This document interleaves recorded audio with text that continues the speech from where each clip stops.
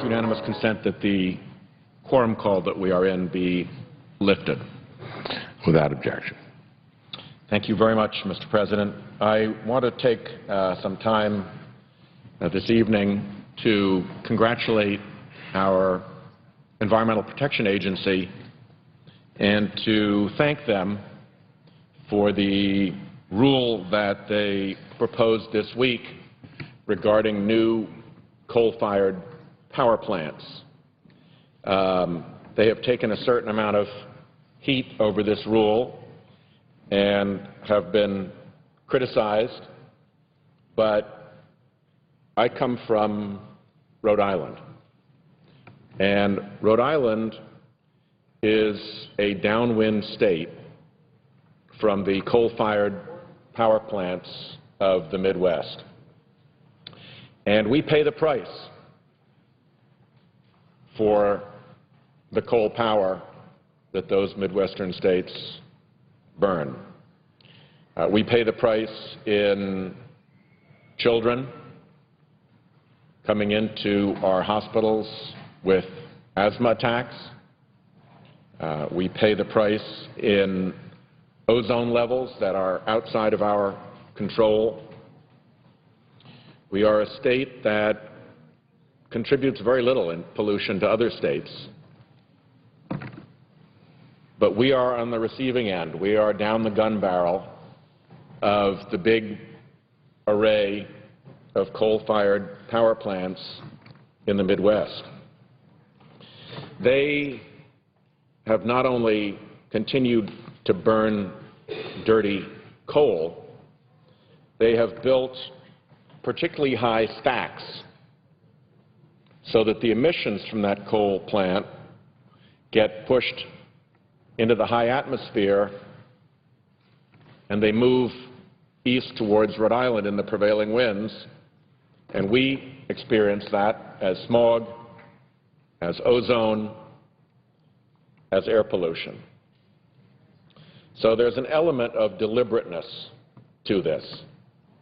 There are places in this country that are in compliance with air quality standards because they have put their emissions high enough up that it lands somewhere else. Rhode Island is often out of compliance with air quality standards, and it's not from emissions in our home state. So we hear a lot from the coal-burning polluters about all the terrible things that the EPA rule is going to cause. It's going to cause nothing but good in Rhode Island. It is outrageous that on a bright, clear summer day, you can be driving into work in Rhode Island and hear over the car radio the announcer letting you know that today is going to be a bad air day in Rhode Island. You look out the window and it looks absolutely beautiful. But it's going to be a bad air day, they tell you. And infants should be kept indoors in air conditioning. Seniors should not go outside. People with breathing difficulties should stay indoors. And everyone should avoid vigorous physical activity because the air quality is too poor. That's just not a price that a carbon polluter in one state should get to require the seniors, the children, the families in another state to have to pay. So I am delighted that EPA has begun to apply this rule. Unfortunately, it only applies to new power plants. So the existing coal-burning power plants that create so much of this pollution in our state, we're going to need to continue to work, to continue to crack down on until these states are sufficiently responsible in their use of power and in how they burn fuel to generate their power, that they're not just exporting bad air and pollution to other states.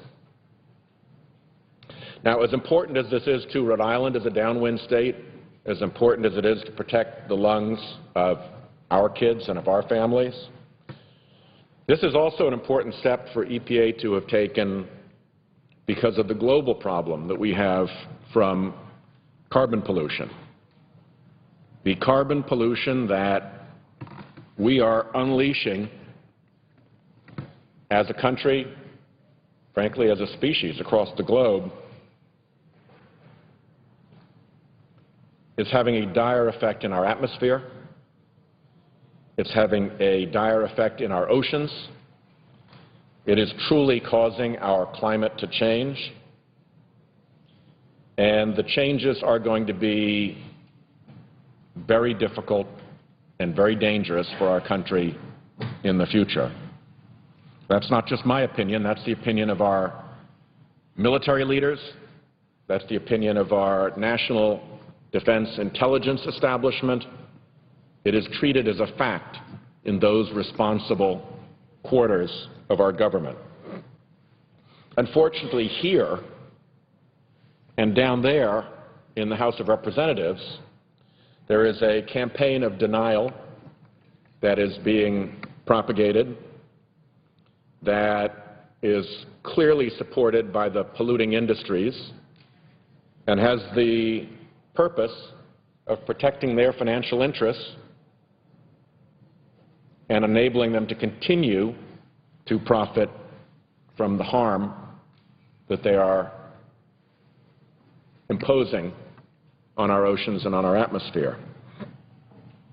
It would be nice if the laws of government could supersede the laws of nature. It would be nice if we could repeal the laws of physics, the laws of chemistry, the laws of biology, but we can't. It is arrogance to presume that we could. And the fact of what the carbon pollution is doing to our world can be denied in this chamber, can be denied down the hall in the House of Representatives all day long and all night long, and it is not going to change the result. It's actually only recently that there was a denial industry attacking the problem of climate change and trying to minimize it, trying to mock it, trying to distract people from it. In the past, the denial industry was pointed elsewhere. In the past, the denial industry was supporting the tobacco companies in convincing people that it wasn't really that bad for you, the science isn't complete yet, don't worry, there's still doubt. It deployed itself against lead. When the dangers of lead paint became known, the denial industry went to bat for the lead industry. Denied that lead was very poisonous, said it only happened to really poor people, went through all of their rigmarole.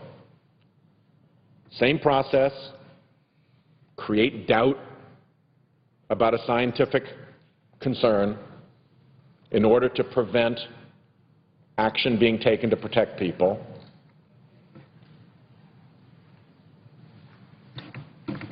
Well, now they've turned on carbon pollution.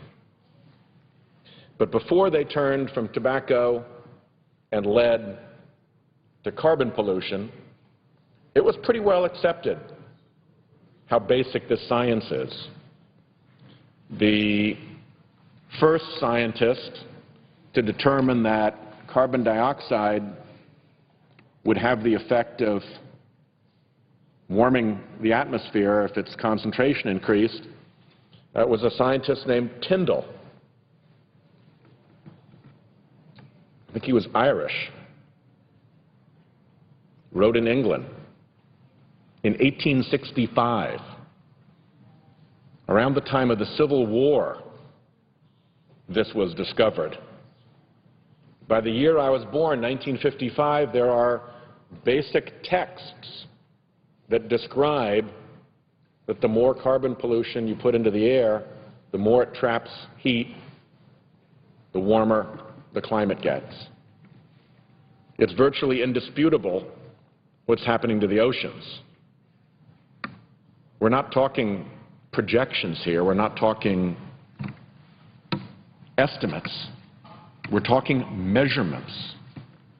And the measurements show that the acidity of our oceans and the increase in acidification is happening faster than it has in 3 million years. The extent of the carbon dioxide in our atmosphere now, measured, is outside of a bound that has been maintained on the surface of our planet for 800,000 years, 8,000 centuries. That's a long time. We've only been farming as a species for about 10,000 years. So 800,000 takes you way back to a very primitive species. And through all that time, we've been in this bandwidth of carbon in our atmosphere, and now we're out of it. We're flying out of it, and it's getting worse all the time. And instead of taking it seriously in this building, we are listening to the siren song of the big money polluters, as if the laws of government, the laws of Congress, could repeal the laws of nature that we know, the laws of physics, the laws of chemistry, the laws of biology that are causing this to happen. I appreciate very much the presiding officer, the junior senator from Minnesota, having been so energetic and helpful in continuing to bring this thought to the Senate floor. We had I think, both effective and important colloquy on the floor several weeks ago discussing this very point. And I think it is important that from time to time we stand up and we remind our colleagues that there is a truth to this matter. The truth is that we are releasing unprecedented, massive amounts of carbon pollution into our atmosphere, that as a matter of science, laws of physics, warms the atmosphere, and that warming atmosphere creates dramatic changes in our weather, in our oceans, in our sea levels. Our coasts are probably going to be hit the hardest of any place, and Rhode Island is a coastal state. And the ocean absorbs the pollution. So the harm isn't just in the atmosphere to the climate, it's to the ocean itself as its pH level changes from the absorption of carbon. Nobody doubts that the ocean absorbs carbon. There's not credible debate on that. You can measure the ocean's pH. It is important that every once in a while we tell the truth about this, because the time is coming very close when it'll be past the tipping point of taking the action that we need to take to protect ourselves, to protect our coasts, to protect our economy, to protect our national security. And so I wanted to take this moment as the week ended to come and share my thoughts again on this subject. I will continue to do it from time to time because I think it's important that America be a country that tells the truth about problems, and I think it's important that Rhode Island, as an ocean state, be as protected as we can from the changes that we see coming. The IPCC just reported on the weather effects of climate change, and they said, well, you know, you can't assign a particular storm to the effects of climate change, but in various areas you can connect the threat to climate change with varying degrees of certainty. With respect to the threat from sea level rise, and from worsened storms driving that raised sea ashore and causing flooding and damage,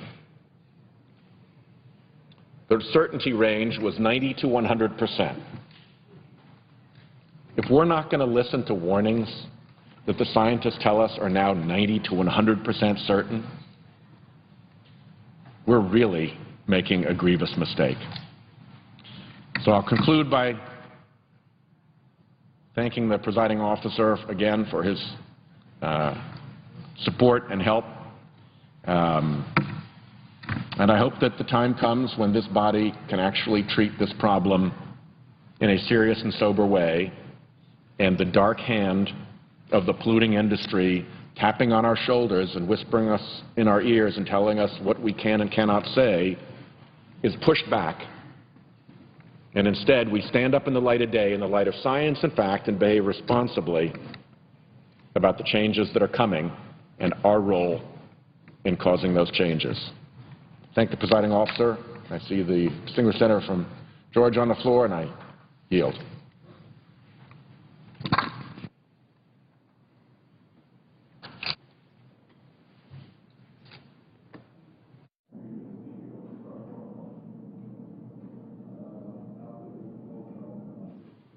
Suggest absence of quorum.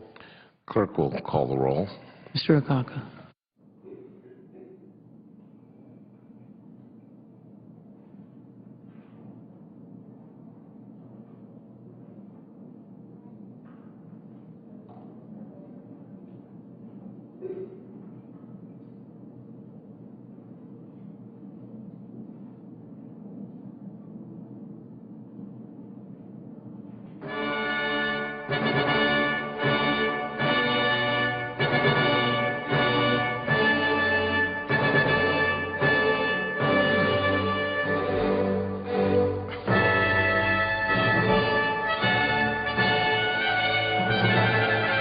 Senator from Georgia. I would ask that the quorum call be dispensed with. Without objection.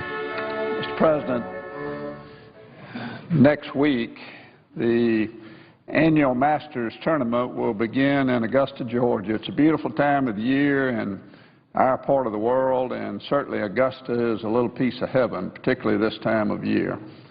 And as that tournament begins next week, there's going to be a sad note in the air because of the fact that Furman Bisher, a giant in the world of journalism, a man who has covered the Masters for the last 50 or so years, died last week at his home in Atlanta.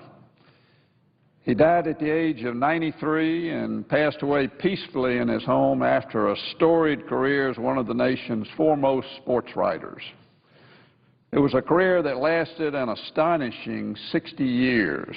After nearly 6 decades of elegant observation of the sports world for the Atlanta Journal-Constitution, Furman Bisher pecked out his final column before his October 2009 retirement on the thinning keys of his trusty Royal typewriter.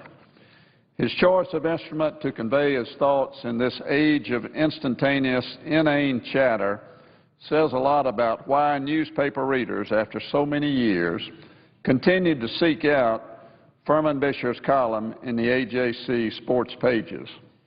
It all came down to this. Furman's graceful prose, courtly voice, and sharp observations were unfailingly backed up by old-fashioned shoe-leather reporting. He glorified in doing his homework, making that extra call, interviewing one more player or assistant coach or trainer in order to breathe even more life into the game or the race or the fight for his readers. It's also why Furman Bisher became a Georgia and an American institution. Simply put, Furman loved sports and he loved journalism. At age 90, he was still driving out on summer nights to cover minor league ball games. In his career, Furman scored many journalistic knockouts, including a 1949 interview with Shoeless Joe Jackson, the only interview Jackson ever gave regarding his involvement in the 1919 Black Sox scandal. He got his stock tips from Ty Cobb and watched Jack Nicklaus's 1986 Masters victory. He sat in the press box at countless Falcons games at Atlanta Fulton County Stadium and covered the Olympics, both winter and summer. He even had a hand in bringing professional sports teams to Atlanta. He wrote 11 books, including co-authoring 2 editions of a Hank Aaron autobiography. And at the Masters tournament in Augusta every April, Furman reigned among the azaleas and oaks as the dean of the sports press corps. In a testament to his longevity in a tough business, until his retirement, Furman covered every Kentucky Derby since 1950 and every Super Bowl but the first one. He even branched out into TV, and although I did not grow up in Atlanta, I've heard from many people that preachers across the city would cut their sermons short so that their congregations could be home for Furman Bisher's kickoff on his program, Football Review. Along the way, he earned the respect of his colleagues and the loyalty of his readers, garnering writing awards too numerous to mention. He served as president of the National Sportscasters and Sports Writers Association from 1974 to 1976 and of the Football Writers Association of America from 1959 to 1960. His features appeared in the Saturday Evening Post, Golf Digest, and Sports Illustrated, among others. In 1961, Time magazine named him one of the 5 best columnists in the nation. And I would argue that honor fit him until the very end. No less than the great Jack Nicklaus said of Furman's retirement, he might be turning in his last column for the newspaper, but Furman will never stop writing or giving his opinion. I guess you could say that when it comes to the last writings of Furman Bisher, I will believe it when I don't see it. Furman Bisher would close every column with a single valediction, the word Selah, a Hebrew word that ends many psalms and that exhorts the reader to reflect. It is appropriate, then, to reflect on Furman Bisher's long, fruitful life and career, one that began in Atlanta as the Korean War was starting, when Joe Louis was still boxing, when the Minneapolis Lakers were the NBA champs, before Willie Mays had joined the major leagues, and before Sports Illustrated magazine even existed. In all the ensuing years, Furman Bisher chronicled the triumphs and the travails of the sports world, and it is often all too human heroes. As Furman would say, Selah. Mr. President, I am thankful for Furman Bisher. I am pleased to have been the recipient of reading many of his articles through the years, and also very proud to have called him a very good friend over the years, and he's a gentleman that will be missed for his professional career as well as just being a great person and a great individual. And with that, Mr. President, I would like to move to another subject. Mr. President, the political world this week has been focused on the United States Supreme Court and the arguments that have taken place over there with respect to what has been referred to as Obamacare. Now, I rise today to discuss how the 2-year-old health care law is forcing more government intrusion into the lives of Americans. After all, what could be more intrusive than the federal government telling you the type of health coverage you must purchase? Purchase this product or face a penalty. With this law, I believe the American people have recognized that Congress has exceeded its constitutional authority. This week, a poll conducted by The Hill found that 49% of likely voters believe that the Supreme Court will rule against the constitutionality of the health care law, while only 29% believe it will be upheld. The American people have to ask themselves whether we should be able to punish citizens based upon whether or not they purchase a product from the private sector. The Commerce Clause only allows the federal government to regulate existing activity that affects interstate commerce. I hope this distinction will be recognized by our justices on the Supreme Court. With no end in sight to escalating health care costs, Republicans want to see innovation within the private sector to bring about changes to our health care system. Today, Medicare and Medicaid are running up our national debt and bankrupting our state. One would think less government involvement, not more, would help bring health care costs under control. Instead, the health care law builds on this administration's desire to have the federal government control Americans' health care decisions. To this end, the current administration has created 159 new boards, bureaucracies, and programs under the health care law called Obamacare. As of this month, the administration has released more than 12,000 pages of regulations related to the law. The Secretary of Health and Human Services will have the power to make more than 1,700 rulings affecting Americans and the health care they seek.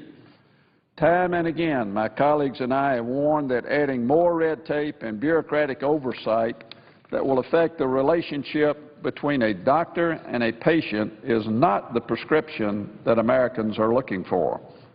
We want to protect the relationship between the patient and the physician. Consultation between the patient and the physician should be the determining factor in what procedures that patient chooses, not someone who sits on a panel in Washington, D.C. However, this may well be the case as the health care law concentrates power in the U.S. Preventive Services Task Force. This is the same task force that in November 2009 recommended that women between the ages of 40 and 49 no longer obtain annual mammograms. These are the types of recommendations that Washington bureaucrats could make in the future. And I especially understand the importance of early detection of cancer, having been there myself, and will fight to see that individuals, through the recommendations of their doctors, are in charge of determining their own health care procedures. Throughout the debate 2 years ago, we constantly heard from folks on the other side of the aisle that if you liked your health care coverage, you could keep it. Well, guess what? According to the latest CBO estimates, you can ask 5 million people who will see their employer-sponsored health insurance end in 2016 whether they had the opportunity to keep what they like or not. Further, the incentives for employers to drop their coverage and move employees onto a taxpayer-subsidized plan means that we could see up to 35 million Americans lose their current coverage over the first 10 years of implementation of this law. Washington is now in the business of reducing the flexibility of consumer-driven health care policies like health savings accounts and flexible spending arrangements. Congress created health savings accounts to allow health care consumers who wish to participate in the program more control over their own money and how they choose to spend that money for health care services. Now, contributions to these arrangements will be limited to $2,500 per year, and over-the-counter medications will require a prescription if they are purchased within these tax-free dollars. This is already leading to doctors having to fill out more paperwork so that an individual can walk into a drugstore to purchase aspirin or a cold medicine. Yet again, this is just another glaring example of bureaucratic meddling in the lives of American consumers. Small businesses are also feeling the intrusive effects of Obamacare. In the most recent survey of small businesses by the U.S. Chamber of Commerce, an astounding 74% of small business owners surveyed said that the health care law makes it harder for the businesses to hire more employees. Think about that for a moment. 3 out of 4 small business owners are having difficulty hiring because of the uncertainty of health care costs. Finally, our states are also feeling the heavy hand of more government control. The Medicaid expansion that begins in 2014 will make it increasingly difficult for state leaders to balance their budgets due to strict maintenance of effort requirements. These requirements prevent states from designing health care programs specifically tailored for their own citizens. Medicaid currently consumes about 1/4 of state budgets, and Obamacare creates the largest expansion of the program since its inception. Through 2023, the cost to states is now estimated to be an additional $118 billion. In my home state of Georgia, the expansion will cost the state about $2.5 billion through 2020. Money in the budget to pay for this expansion will come at the expense of higher education, transportation, and law enforcement services. Nationally, 24.7 million people who will be added to the Medicaid rolls will be entering a broken system where patients are denied access to about 40% of physicians because reimbursement rates do not keep up with medical costs. 2 years ago, the legislative process that unfolded before us was not something that any senator should be proud of today. Backroom deal-making and forcing legislation through under a subversive process left the American people angry and upset with Congress. If you don't understand that, folks, just look at the approval rating of Congress today, and this played a major role in that approval rating. I hope in the future that we'll have an opportunity to revisit the issue because our system does need reforming, but it needs to be done in the right way and it needs to be done in a very transparent way. And I hope that we can come up with solutions that are actually supported by the American public, not solutions that make the American public angry. Mr. President. I yield the floor. The senator from Mississippi. Ask unanimous consent to speak as if in morning business. Without objection.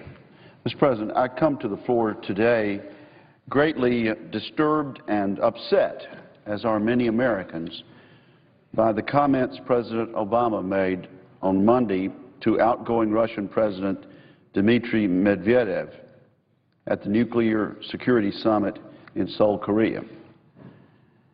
The exchange, which was accidentally recorded by a Russian journalist, suggests that President Obama's stance on missile defense will change after the November election.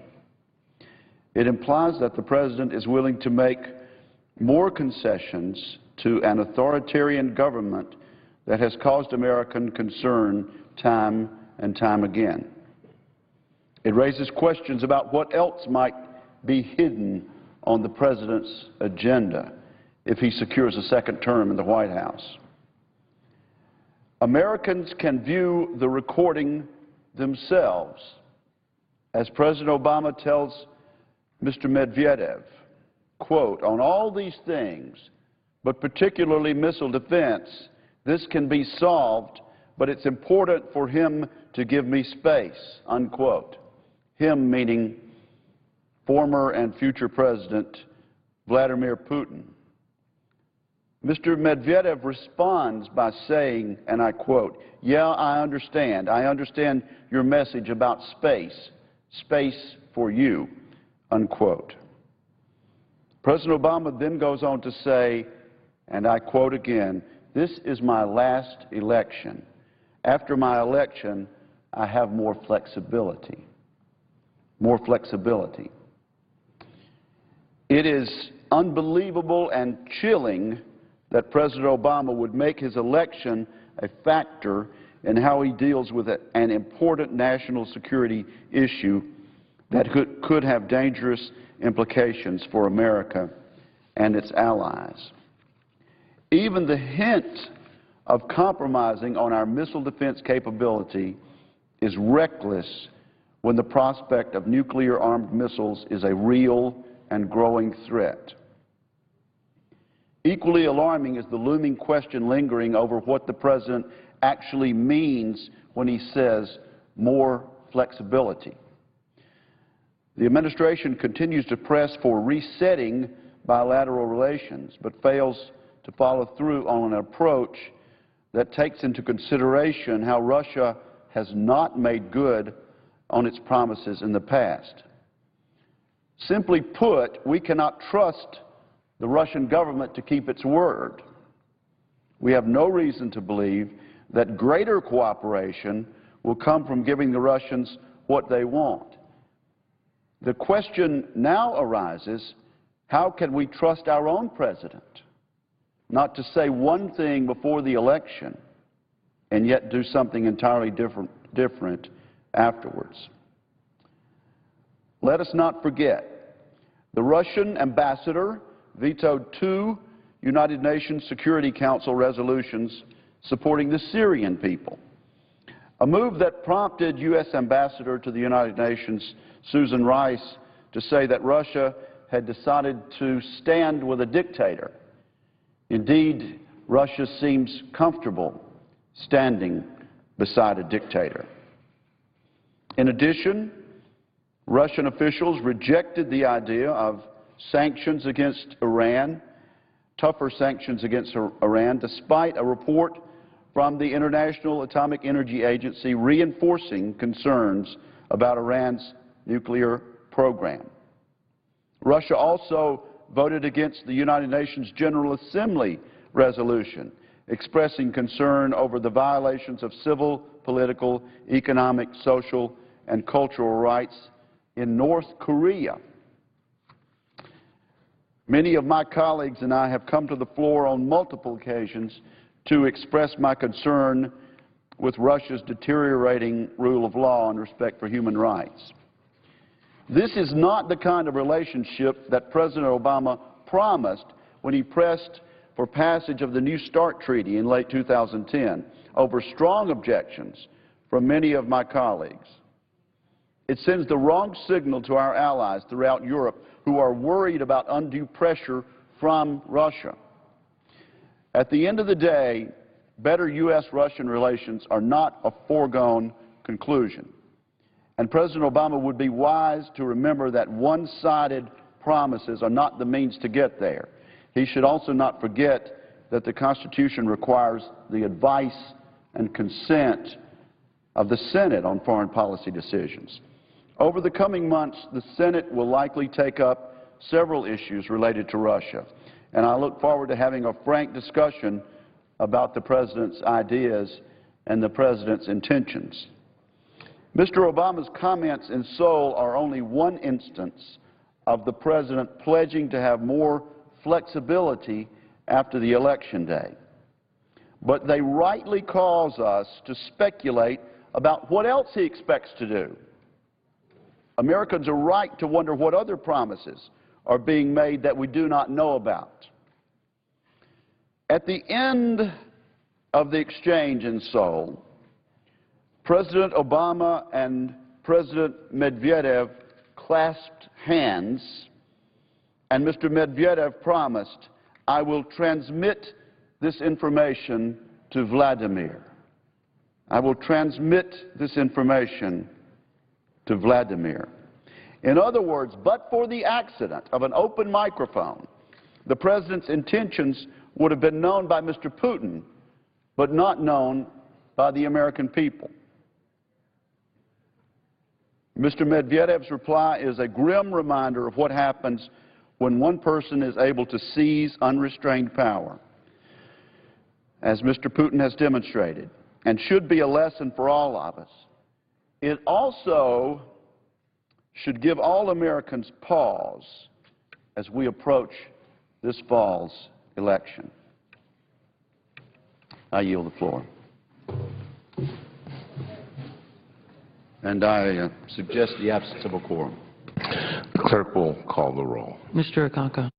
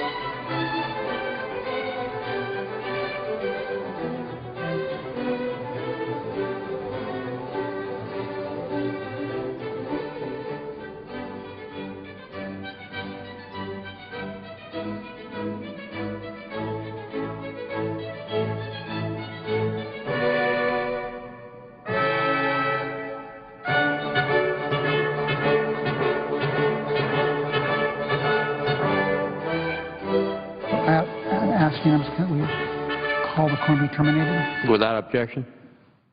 Mr. President, the motion to proceed to count number 339-2230 is now pending. Is that correct?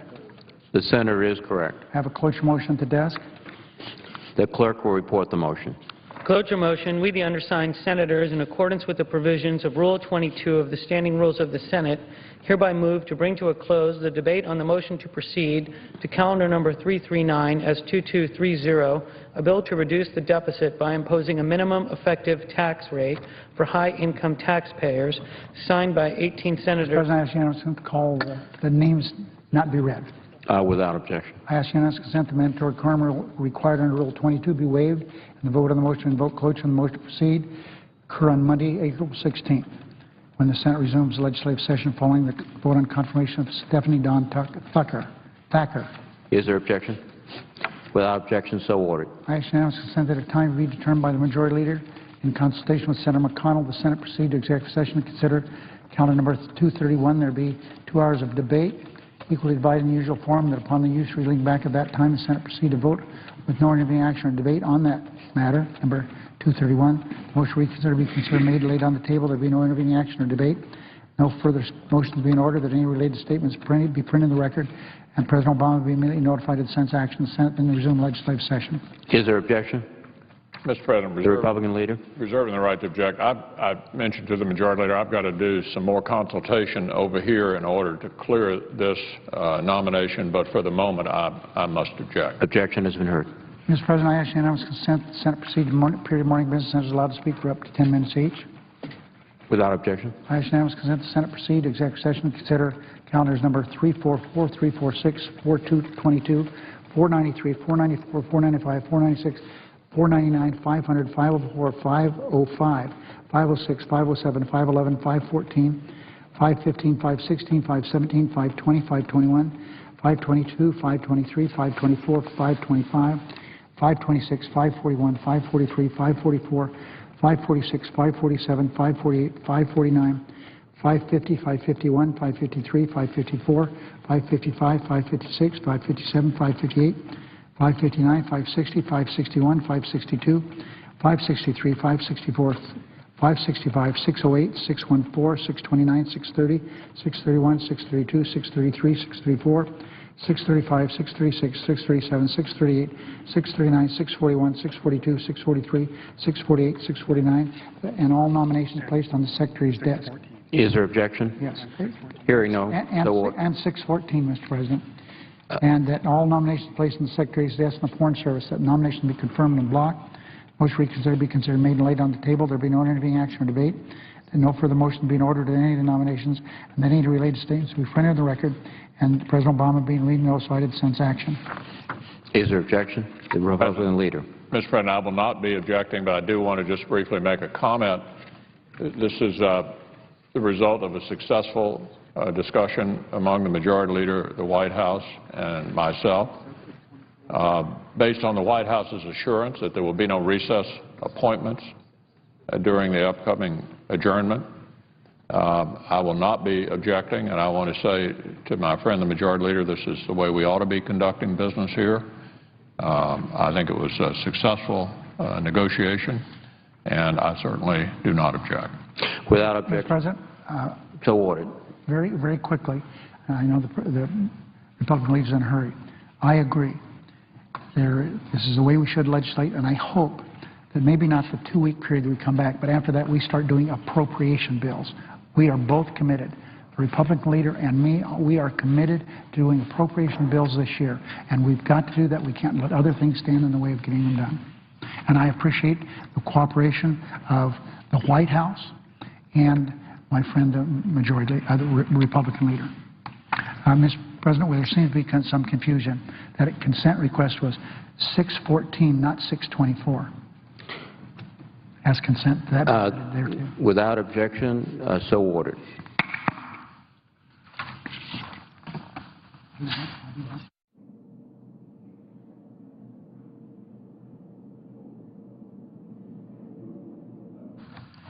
I will go for the underdog. Unanimous consent that the Commerce Committee be discharged from consideration presidential nominations 1134, 35, 36, 37, and 1312. That the nominations be confirmed. The motion to reconsider be considered made and laid on the table. There be no intervening action or debate. That no further motions be in order to the nomination. Any related statements be printed in the record. That the President be immediately notified of the Senate's action. Without objection. I ask unanimous consent the Senate consider the following nominations, calendar numbers 258, 259, 262, 264, that the nominations be confirmed en bloc. The motion to reconsider be considered made and laid on the table. There be no intervening action or debate, and no motions be in order to any of the nominations, that any related statements be printed in the record, that President Obama be notified of the Senate's action. Without objection, so ordered. I know there's one senator very happy about that, it's Senator Mikulski, and I'm glad we were able to get this done. I ask unanimous consent the Homeland Security Committee be discharged from further consideration of President's nomination of 1311 Christy Romero of Virginia to be a Special Inspector General for the Troubled Asset Relief Program, which was reported out by the Banking Committee today. That the nomination be confirmed, the motion be considered made, laid on the table. There be no intervening action or debate. That no further motion be in order to the nomination. Any related statements be printed in the record, and the President be immediately notified of Senate's action. The Senate then resume legislative session. Without objection, so ordered. I ask consent that on Monday, April 14th, at 4:30, the Senate proceed to executive session to consider calendar number 460. There will be 60 minutes for debate, equally divided in the usual form. That upon the use or reading back of that time, the Senate proceed to vote without no intervening action or debate on calendar number 460. The motion reconsider be considered made and laid on the table with no intervening action or debate. There be no further motions in order, and any related statements be printed in the record. President Obama be immediately notified of the Senate's action, and the Senate then resume legislative session. Without objection, so ordered. I ask unanimous consent the Senate proceed to calendar, to S. Conres 38, the adjournment resolution. The clerk will report the resolution.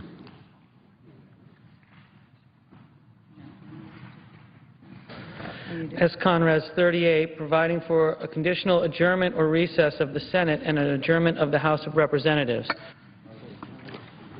Without objection, the Senate will proceed to the measure. I ask that the concurrent resolution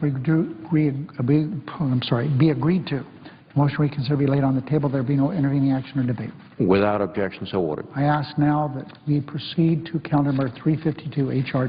2297. The clerk will report.